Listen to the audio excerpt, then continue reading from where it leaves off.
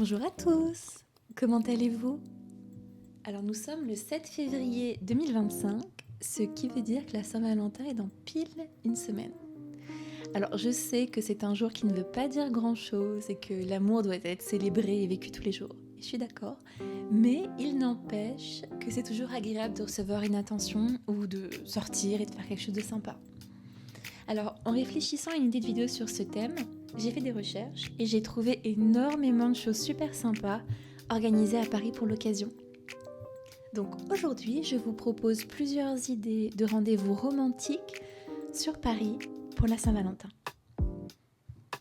Alors ma première recommandation se trouve dans le 16e arrondissement, près du pont de l'Alma. Dans ce quartier, vous avez le splendide Palais de Tokyo, qui est l'un des plus grands centres d'art contemporain d'Europe. On sera encore en intersaison, donc la nouvelle programmation de printemps ne sera pas encore ouverte, mais il y a malgré tout des choses superbes à voir. Et c'est un lieu vraiment magnifique. Et que ce soit pour un premier date, pour apprendre à mieux se connaître, ou pour partager un moment privilégié avec un partenaire de plusieurs années, je trouve qu'être dans un lieu charmant, entouré d'art, crée vraiment une atmosphère romantique unique. Et parfois, les conversations peuvent tourner un peu toujours autour des mêmes sujets ou autour de notre vie quotidienne. Et pouvoir parler d'art, de ce que ça nous inspire ou nous évoque ou même parfois nous rappelle, permet de se découvrir ou de se redécouvrir sous une lumière un peu différente. Alors après la visite du palais, vous pouvez vous rendre sur l'esplanade. Les restaurants sont sympas mais super chers. Donc vous avez Monsieur Bleu ou Bambini, mais je trouve ça cher.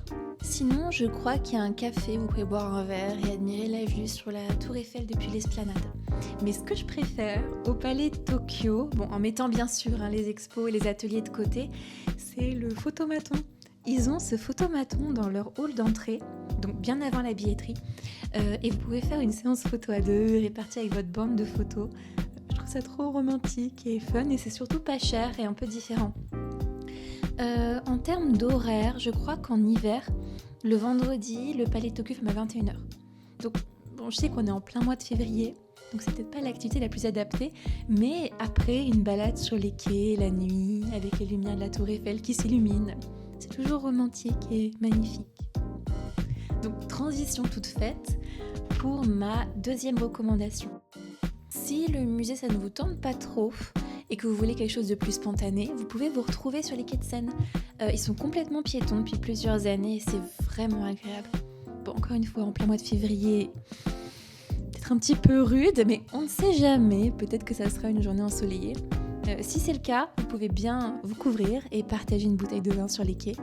C'est une ambiance un peu plus fun et détendue qu'ultra romantique, mais parfois pour des dates, on a envie d'avoir quelque chose de plus relax et moins guindé. Donc c'est souvent là que les gens se retrouvent entre amis. Donc les quais sont très longs et l'ambiance change en fonction des parties où vous êtes. Il faut tester et voir ce qui vous plaît le plus. Généralement avec mes amis, quand il y a un rayon de soleil, on se retrouve sur la partie près de l'hôtel de ville. Et on va boire un verre au bar qui s'appelle Les Notes. Je sais que vers Austerlitz, le Café Ose, qui est sur le toit de la Cité de la Mode et du Design, est vraiment très sympa. Ceux qui veulent quelque chose d'un peu plus festif et danser ensemble, vous avez Rosa Bonheur, qui est une péniche sur la Seine. Si votre visage s'est éclairé lorsque j'ai parlé de danser, mais que votre sourire est retombé en m'entendant mentionner Rosa Bonheur, j'ai quelque chose d'un peu plus fun et underground à vous proposer. Je sais que souvent pour la Saint-Valentin, on pense jazz, rose rouge, mais pour certaines personnes, c'est juste une soirée de plus ensemble et l'occasion de s'amuser. Alors si vous voulez sortir et laisser retomber un peu la pression de la semaine, je vous propose un nouveau club électro qui a ouvert mi-janvier. Alors j'y suis pas encore allée, mais mes amis oui, et ils ont passé une super soirée. Alors c'est le Mia Miao qui est je crois le plus grand club électro du Grand Paris. C'est dans une ancienne halle industrielle à la Villette et je crois qu'il fait quelque chose comme 30 000 mètres carrés. Mon ami m'a dit que ça ressemblait beaucoup au club de Berlin où on met, vous savez, les stickers sur les caméras des téléphones pour pas prendre de photos, etc. Et elle a vraiment adoré.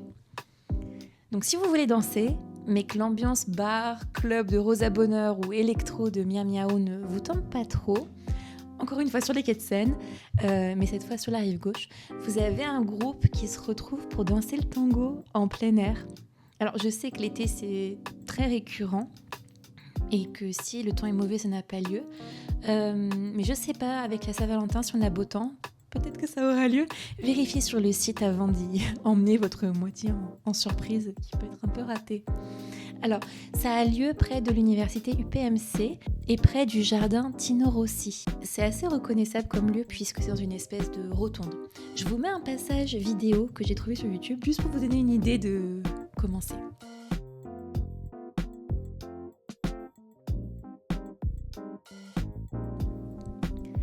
Alors pour ceux qui ne sont pas très denses, mais qui souhaitent une activité, j'ai trouvé un cours de cuisine gastronomique, mais dans un super cadre, puisque c'est un partenariat entre l'école très réputée Ferrandi et les Galeries Lafayette. Alors je vous affiche à l'écran le site internet avec tous les détails, et je crois qu'il y a le menu d'ailleurs.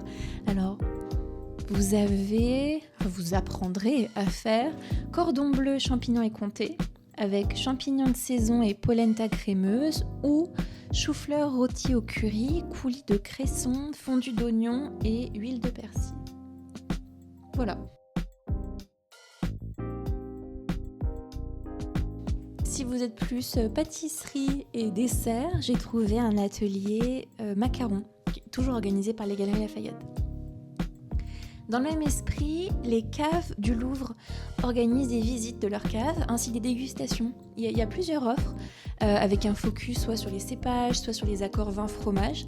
Et j'ai vu qu'il y avait même un atelier où on pouvait élaborer en couple notre propre vin. Aucune idée de ce que ça vaut. Par contre,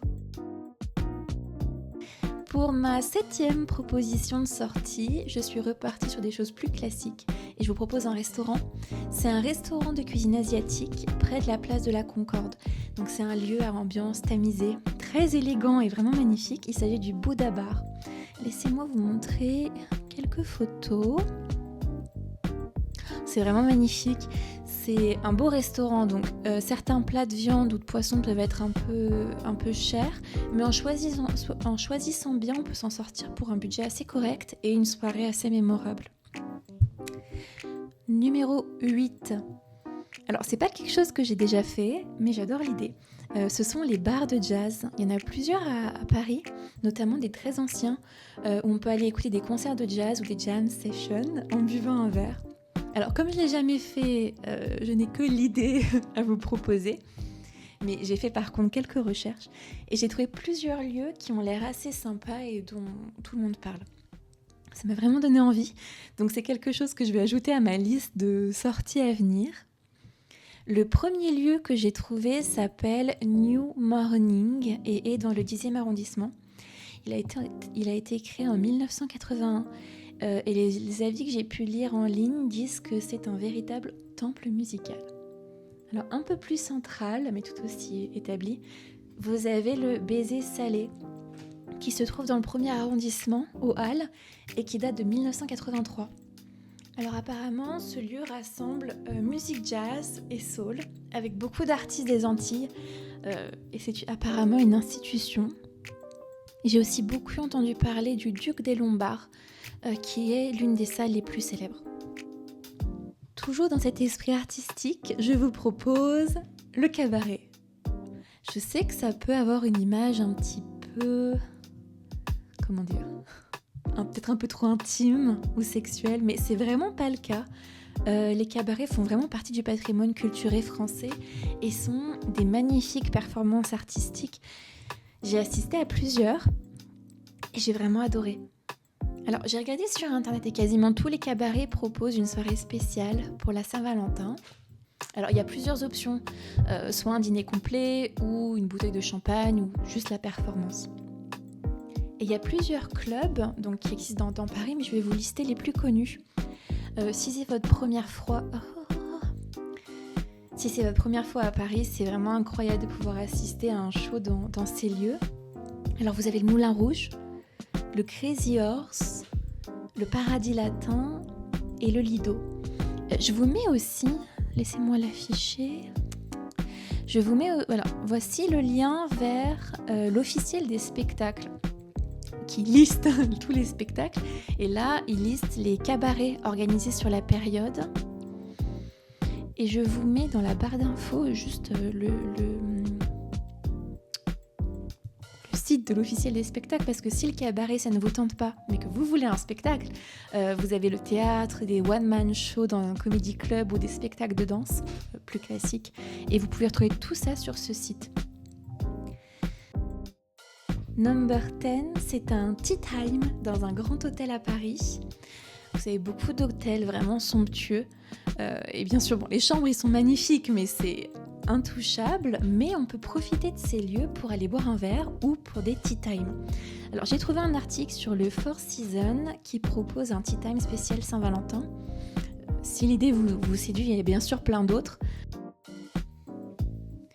Pour les couples sportifs, rendez-vous le lendemain, le samedi 15 février, au parc des Buttes-Chaumont, dans le 19e. C'est une course spéciale Saint-Valentin. Il y a une tombola à la fin, dont tous les fonds iront à une association qui œuvre pour la cause LGBTQ+. Alors si vous êtes sportif, mais plus artistique, pourquoi pas un rendez-vous romantique à la patinoire, suivi d'un chocolat chaud. La patinoire du Grand Palais était temporaire et a fermé mi-janvier, mais dans le 15e, vous avez celle du parc André Citroën. Je crois que les patinoires temporaires sont principalement ouvertes autour des fêtes de Noël, mais il y a toutes les patinoires qui sont ouvertes toute l'année. Moins charmantes, mais tout aussi fun. En 13e, et pour ceux qui ont encore une âme d'enfant ou de princesse, pourquoi pas une virée à Disneyland ? Vous avez déjà sûrement entendu parler de leur magnifique hôtel et les chambres thématiques, mais je crois qu'il y a des animations pour la Saint-Valentin.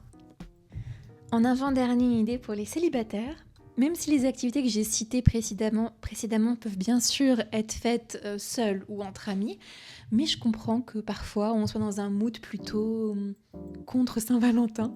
Alors, 2 idées. Soit la péniche Marcounet qui organise une contre-soirée. Allez voir sur leur site directement pour plus d'infos, parce que je pense pas que YouTube me laisse dire à voix haute le thème de la soirée, mais très fun. Et un peu moins chaud, vous avez des box karaoké sur les Champs-Élysées. Pour clôturer cette vidéo, si malgré toutes mes idées, vous n'avez pas encore trouvé votre plan parfait pour la Saint-Valentin, pourquoi ne pas vous en remettre à l'astrologie et à la mairie de Paris. Jetez un œil sur leur astrolove et recommandations d'activités par signe astrologique. Ok, bon, c'est tout pour aujourd'hui. J'espère que mes idées vous ont plu ou vous ont au moins permis de découvrir de nouveaux aspects et lieux à Paris. Merci de m'avoir écouté. À bientôt.